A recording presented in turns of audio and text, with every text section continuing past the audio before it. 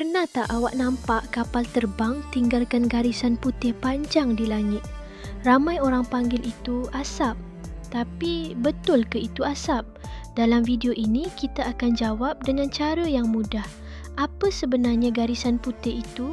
Kenapa ia muncul? Dan kenapa kadang-kadang ia cepat hilang? Kadang-kadang pula tahan lama? Garisan putih di belakang kapal terbang biasanya bukan asap hitam. Ia lebih dekat kepada awan kecil yang terbentuk dengan sangat cepat.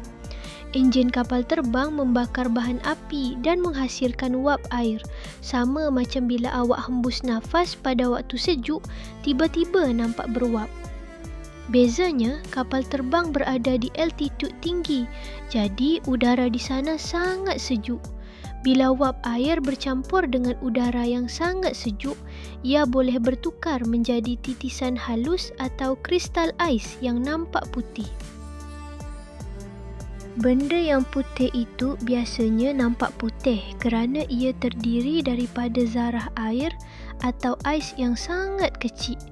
Zarah kecil ini memantulkan cahaya matahari ke mata kita.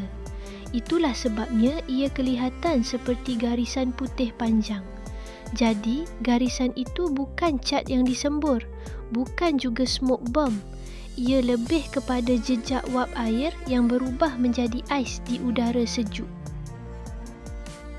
Sekarang yang menarik, kenapa ada hari garisan putih itu hilang cepat, tapi ada masa ia jadi panjang dan kekal lama? Jawapannya bergantung pada keadaan udara di langit. Kalau udara di altitude itu kering, kristal ais cepat hilang, jadi garisan putih pun cepat lenyap. Tapi kalau udara lembap, kristal ais boleh terus membesar dan bertahan lebih lama. Sebab itu, kadang-kadang awak nampak satu kapal terbang tinggalkan garisan panjang. Kapal terbang lain pula hampir tak tinggal apa-apa. Untuk kebanyakan situasi, garisan putih itu bukan tanda bahaya kepada orang di bawah. Ia ialah fenomena biasa berkaitan wap air, suhu sejuk dan kelembapan. Tapi pada skala besar, jejak ini boleh menyumbang sedikit kepada pembentukan awan nipis yang boleh mempengaruhi suhu dan cuaca bergantung kepada keadaan atmosfera. Untuk kita, yang penting ia bukan racun disembur, tapi fenomena sains yang boleh dijelaskan. Ringkasnya begini, kapal terbang menghasilkan wap air.